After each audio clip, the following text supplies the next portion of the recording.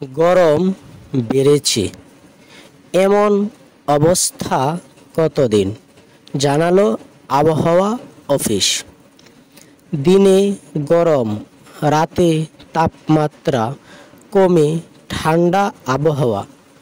হেমন্তের শুরুতে এমন অবস্থা, বিশেষ করে দেশের উত্তর প্রান্তে।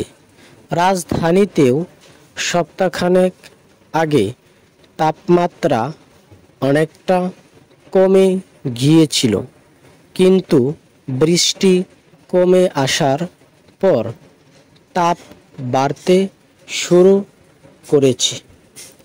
গতকাল শনিবার রাজধানীতে তাপমাত্রা ছিল ৩৬ ডিগ্রি সেলসিয়াস ছুঁই।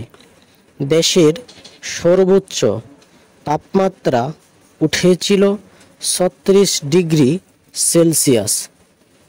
সিলেট আবহাওয়া অধিদপ্তর সূত্র জানিয়েছে, তাপমাত্রা এভাবে আরও বাড়তে পারে সপ্তাহ জুড়ে।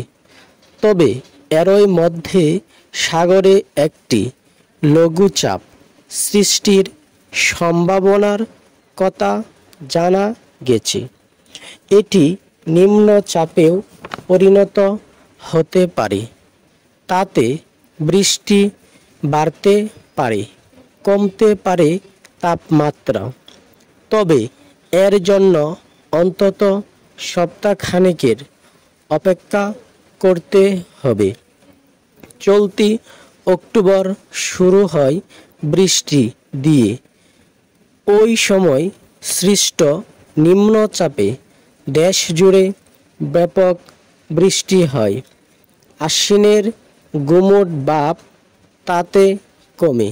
চলতি মাসের মাঝামাঝি সময় জুড়ে কম বেশি বৃষ্টি হয়েছে। তবে প্রায় ৫ থেকে ৬ দিন বৃষ্টি কমে গেছে।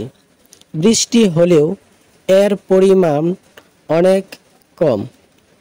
আবহাওয়া অধিদপ্তর প্রতিদিন ৪১টি স্টেশনের আবহাওয়া পরিস্থিতি তুলে ধরে।